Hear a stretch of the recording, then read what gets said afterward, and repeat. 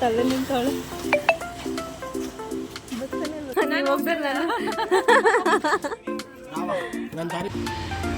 ಎಷ್ಟು ಭಾರ ಕರ್ಕೊಂಡಿದ್ರೆ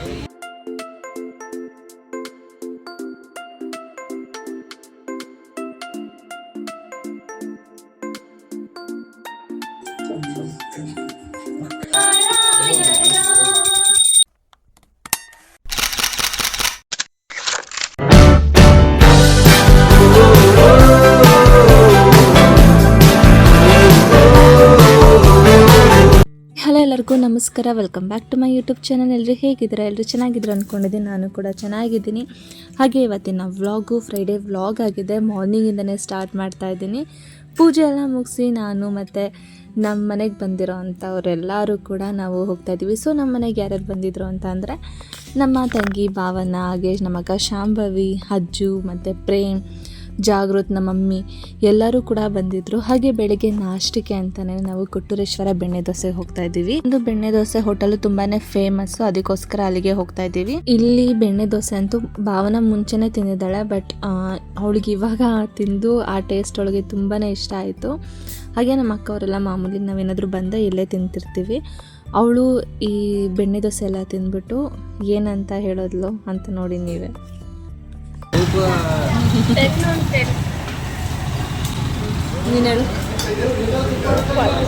ಮಾಡಿರೋ ಬೆಣ್ಣೆ ದೋಸೆ ಅಜ್ಜಿಗಂತೂ ಸಿಕ್ಕಾಪಟ್ಟೆ ಇಷ್ಟ ಆಯಿತು. ಹಾಗೆ ಅವ್ನು ಹೇಳ್ತಿದ್ದೆ ತುಂಬ ಚೆನ್ನಾಗಿದೆ ಅಂತ ಅಂದ್ಬಿಟ್ಟು.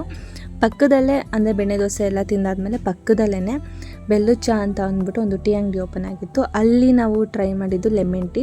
ತುಂಬಾ ಟೇಸ್ಟೇ ಆಗಿತ್ತು, ಹಾಗೆ ಲೈಟಾಗಿತ್ತು, ಸಕ್ಕತ್ತಾಗಿತ್ತು ಟೇಸ್ಟ್ ಅಂತೂ.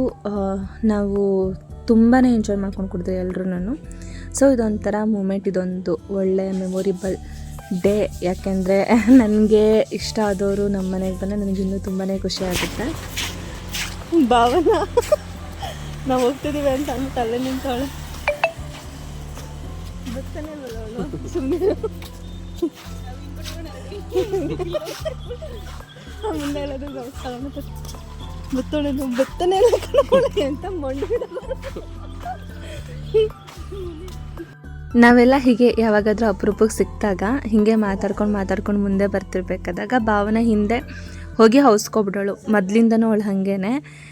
ಇನ್ ಕೇಸ್ ಏನಾದರೂ ನಾವು ಅವಳನ್ನ ಹೋಗಿ ರಿಟರ್ನ್ ಹೋಗಿ ಕರ್ಕೊಬಂದಿಲ್ಲ ಅಂತಂದರೆ ನಮ್ಗಳ ಮೇಲೆಲ್ಲ ತುಂಬಾ ಕೋಪ ಮಾಡ್ಕೊಬಿಡ್ತಿದ್ಲು. ಅವಳನ್ನ ಸಮಾಧಾನ ಮಾಡಬೇಕು ಅಂದರೆ ನಮ್ಗೆ ತುಂಬಾ ಕಷ್ಟ ಆಗ್ತಿತ್ತು. ಈಗ ನಮ್ಗೆ ಆ ಪ್ರಾಬ್ಲಮ್ ಎಲ್ಲ ಅದೆಲ್ಲ ಅಜ್ಜಿ ಮೇಲೆ ಶಿಫ್ಟ್ ಆಗಿಬಿಟ್ಟಿದೆ.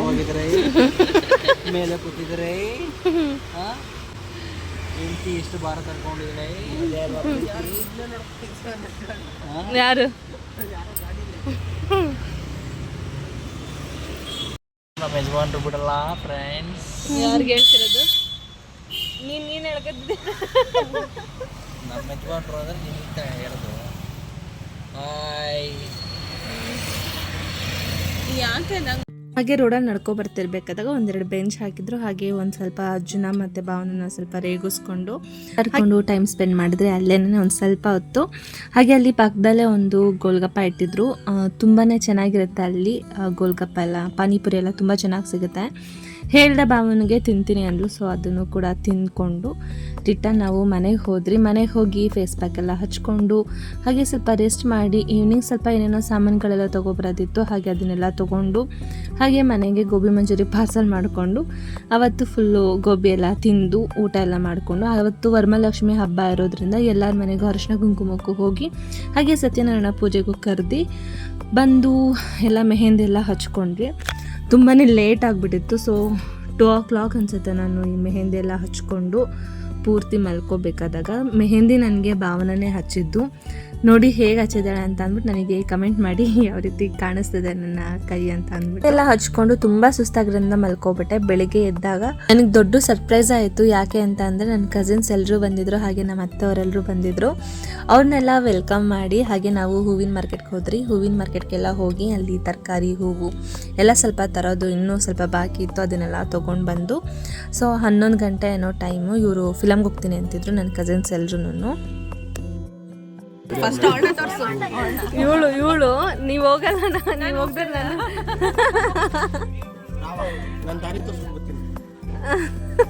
ನೀನು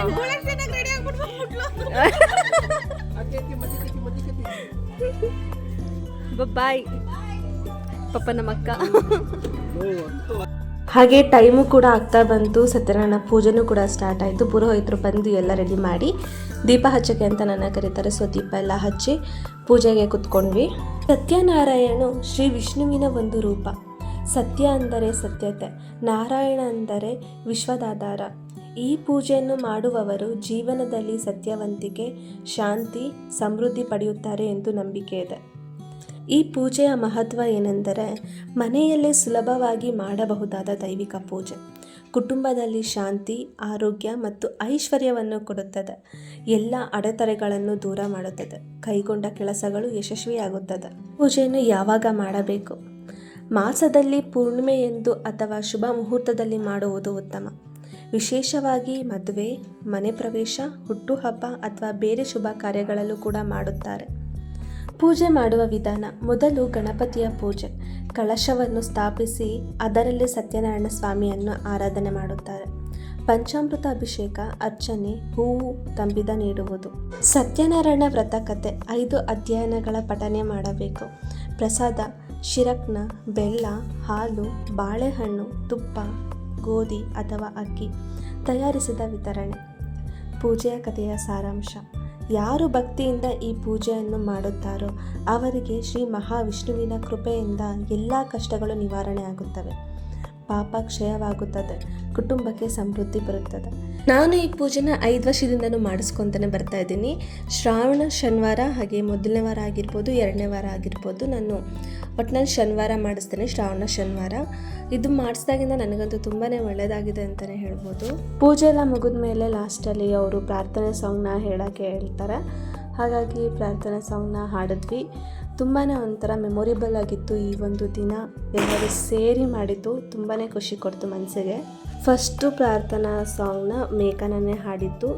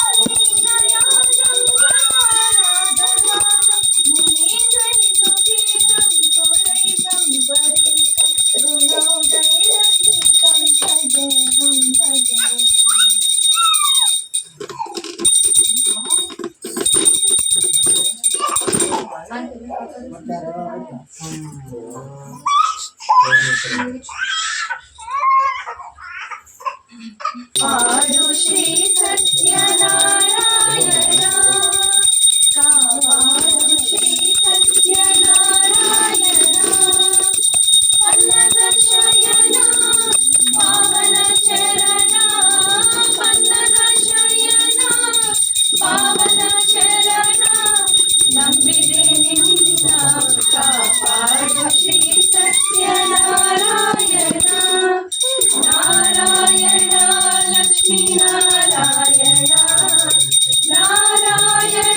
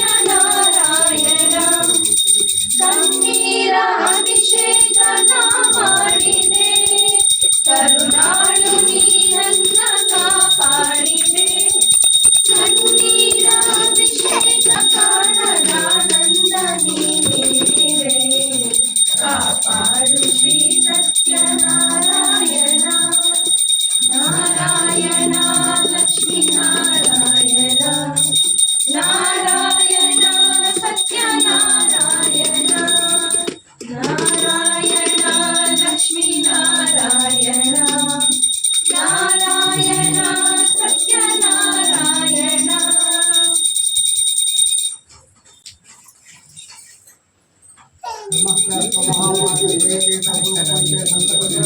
नमस्ते नमस्ते गौरा गौरे गौरा सर्वे सर्वपापरे महालक्ष्मी नमस्ते सर्वज्ञ सर्वज्ञ सर्वदुष्टभयंकरे सर्वदुष्टाय महालक्ष्मी नमस्ते नित्य बुद्धिदे भुक्तिमुक्तिकाय माधवे सर्वे महालक्ष्मी नमस्ते आद्यंतराय आदिशक्तिमय श्री योगदेव संबोधे महालक्ष्मी नमस्ते सूरस्वप्न महालक्ष्मी महाशक्ति महोदय महापापाय देवी महालक्ष्मी नमस्ते पद्मासनस्ते देवी परब्रह्म स्वरूपिणी परमेश्वरी माता महालक्ष्मी नमस्ते श्वेतांबरे देवी नानाविकार भूते देवस्ते माता महालक्ष्मी नमस्ते महालक्ष्मी परिमाणया सर्वसिद्धिमात्मक राजं प्राप्नोति सर्वदा एककालप्रेमिकं महापापनाशनं त्रिकालप्रेमिकं धनधान्य समयुक्तं त्रिकालप्रेमिकं महाशत्रुनाशनं महालक्ष्मी भयनिकं प्रसन्नवरदाय शिवा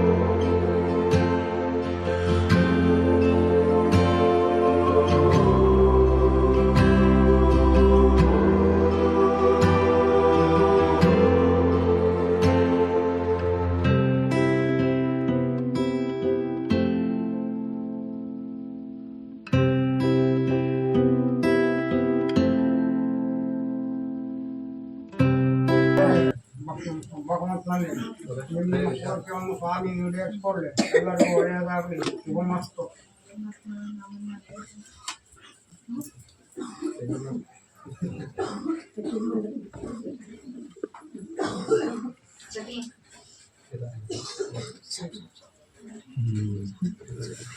ಸೌಂಡ್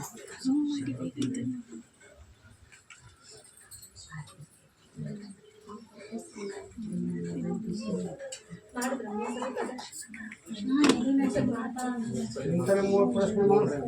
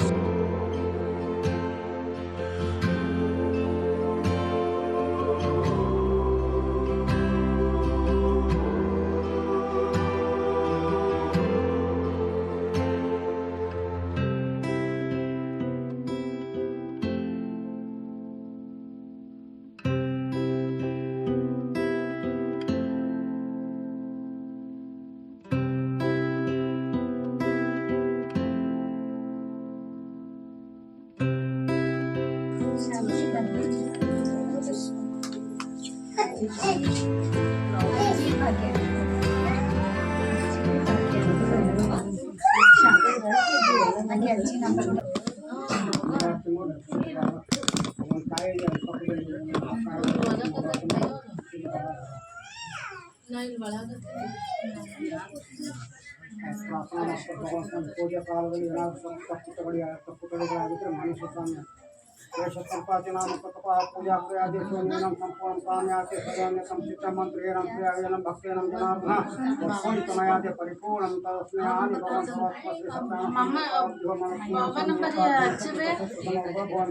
ಪೂಜಾ ಕಾಲೇ ಮಧ್ಯ ಮಂತ್ರ ಧ್ಯಾನೋಪದೋಷ ಪ್ರಾಯಶಿತಾರ್ಥಂ ನಾಮಗ್ರಹಂ ಮಂತ್ರಜಪಂ ಪರಿಶೇ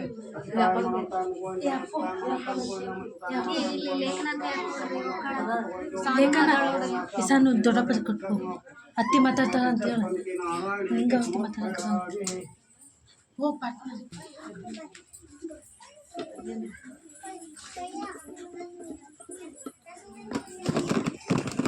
ಪೂಜೆ ಅಂತೂ ತುಂಬಾ ಚೆನ್ನಾಗಾಯಿತು. ಹಾಗೆ ತುಂಬ ಲೇಟ್ ಆಗಿಬಿಡ್ತು, ಬಂದವ್ರಿಗೆಲ್ಲ ಊಟಕ್ಕೆಲ್ಲ ಕೊಡಬೇಕಾಗಿತ್ತು.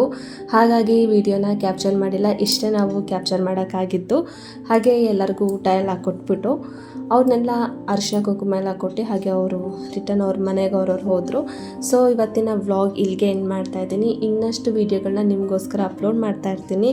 ಹಾಗೆ ಈ ಒಂದು ವಿಡಿಯೋ ನೋಡಿ ನಿಮ್ಗೆ ಏನು ಅನ್ನಿಸ್ತು ಅನ್ನೋದು ನನಗೆ ಕಮೆಂಟ್ ಮಾಡಿ. ಹಾಗೆ ನಂದಿನಿ ಪ್ರದೀಪ್ ವ್ಲಾಗ್ಸ್ನ ಶೇರ್ ಮಾಡಿ, ಸಬ್ಸ್ಕ್ರೈಬ್ ಮಾಡಿ, ಹಾಗೆ ಬೆಲ್ ಐಕನ್ನ ಕ್ಲಿಕ್ ಮಾಡಿ. ನಾನು ಹಾಕಿದಂಥ ಪ್ರತಿಯೊಂದು ವಿಡಿಯೋ ನೋಟಿಫಿಕೇಷನ್ ನಿಮಗೆ ಬರುತ್ತೆ.